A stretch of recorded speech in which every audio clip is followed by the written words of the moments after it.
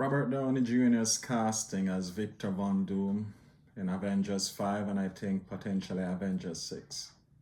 I'm wondering what was the reason behind that. Because the talk online is that they were thinking of trying to find a way of bringing back his Iron Man character to real life. But now he's been cast in an upcoming Avengers movie or the one after that, or both, as Doctor Doom. Kind of makes me wonder why they drew for Robert Downey Jr. though to play that character. I mean, I thought he had actually put down, his Marvel crown for now, or actually put it down for life. But then they managed to bring him back. I remember Josh Brolin, he played the role of Cable in the Deadpool movie, which I guess fall under the MCU or Sony MCU, whichever way or whichever angle. But then he also played the role of Thanos, albeit, you could see definitely Thanos having a slight resemblance of real life Josh Brolin, not the ugly Thanos. I'm just saying like probably with his eyes and his voice, etc. But I'm just saying, I'm looking at it to say, okay, fine, they're bringing Robert Downey Jr. to play this character. So first of all, he'll have to look like Robert Downey Jr. before he actually transforms into Victor Von Doom. So it's kind of, I'm wondering how they're going to be doing that though. And why did they actually bring him back? I mean, I'm thinking Marvel, after taking a look at what happened with the Marvels, after taking a look at what happened with Ant-Man and the Wasp Quantumania, that it never made, well, I'm guessing they were expecting that it would have made much more money than it did, even though it was, successful at the box office. I think it made like $200 million in the North American box office. But I'm thinking that Marvel went back for Robert Downey Jr. because they're hoping that he can actually bring back their box office glory somewhat. And this, in a sense, it can work as well as it can backfire. All right, because I mean, well, of course, people want to see Robert Downey Jr. again in Marvel just to see what he has to offer. But I mean, post Marvel, you may recall that Robert Downey Jr.'s box office take, and his movies weren't doing that well. Well, he did Doctor Dolittle. That never turned out well for him. I think there was another movie he did. I'm not quite sure what it was. And then he was part of the ensemble for Oppenheimer. He wasn't the main star, but he came in, he performed his duty, he did it well. But, I mean, studios need to be careful what they're doing whenever they're making casting choices. I think Marvel is mostly looking at the money. They're hoping to make a few more billions, off Robert Downey Jr.'s clout or his influence on the movie-going audience as far as working underneath the Marvel umbrella is concerned. I mean, I'm taking a look at, let's say, you had the Hemsworth brothers who actually went ahead and helmed sequels of a Will Smith movie. Like Chris Hemsworth actually starred in Men in Black, the last one that came out that never did too well at the box office. I'm not sure if it did well at all. And then we had Liam Hemsworth who did, like a sequel of sorts to Independence Day, never really did too well at the box office either. So, I mean,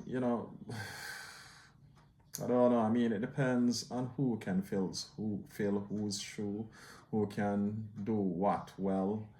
I'm just looking at all of these things. I've been hearing arguments going around that they're thinking of seeing if they can get, the young current A-lister, which is Glenn Powell, to portray Batman.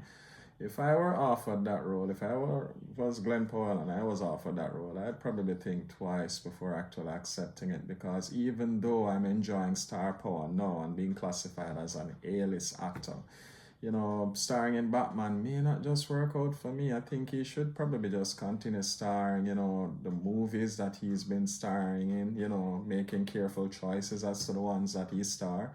And then, decide whether or not later on down the road, if the role is offered to him, if he think he has enough experience, if he think he has enough, clout with the movie-going audience to take on the role of Batman. That's what I'm thinking. So they need to be careful, but stars need to be careful, or upcoming stars need to be careful of the roles they actually choose to play, especially if the studio is all about, making a lot of money.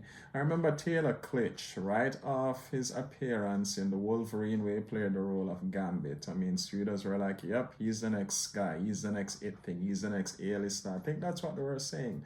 So they gave him 2 big budget movies with the hope that his star power at that time, as small as it was, he never laid much groundwork. But they gave him John Carter and another movie, I think, that Rihanna also made some cameo appearance in that movie too. And they never did as great as the studios were expecting, and all of a sudden you're hardly hearing about Taylor Kitsch, which is kind of sad because I really think John Carter was a good movie and it was really worthy of a sequel. And how do studios determine which movie gets a sequel? Like, Keanu Reeves, when he came out with John Wick, it never did that great at the box office, right? John Wick Part 1.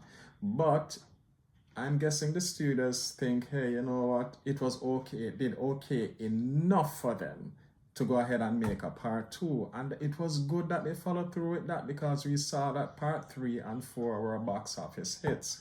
Albeit Part 4, in my personal opinion, was not as great as possibly Part 3, because I'm thinking that instead of making, I'm thinking there was just too many borderline impossible scenes in Part 4. I'm thinking they could have actually made it much better than they did. But then some people disagree, and some, you know, I'll probably elaborate on that another time, but some people will disagree and some people will agree. But when I take a look at what happened to Taylor Kitsch, you know, and others, as a matter of fact, I need to do some video on actors who I believe should get a second chance. And one of those actors are Shia LaBeouf. He should also get a second chance, albeit if he's willing and able to take it, I believe. People like Patrick Thomas, or is it Patrick Scott Thomas? He portrayed the role of Derek in Save the Last Dance. I personally believe when I watched that movie, he gave me the impression that he would have been the next Denzel Washington. I can't quite tell if I've seen any other actors that I believe would have filled Denzel Washington's shoes. I mean, we have Michael B. Jordan. I need to see more of his work. Never really put Chadwick Boseman up there, but he was really good too. And now we have people like Aaron Pierre coming on board. And, you know, we have other African actors or African American actors, black actors who are out there who will probably fill his shoes. But to see that Denzel Washington still commands the star power that he does with the roles that he chooses, his movies are still opening #1, albeit Equalizer 2 ended unsatisfactory. I really think that they need to make a Part 4 for that. I need to do a video on that too. But yeah, I mean, you know, I mean, like I said, studios, well, not necessarily the studios, because they're going to offer you a role and it's your choice to take it or not. I mean, Aaron Pierre, I'm hearing, has recently been casted as Green Lantern. I think he's going to play the role of, I think it's one that's called Stewart or something. I need to check back on that again. But he's as recently been cast to be going up to play Green Lantern, or a version of Green Lantern.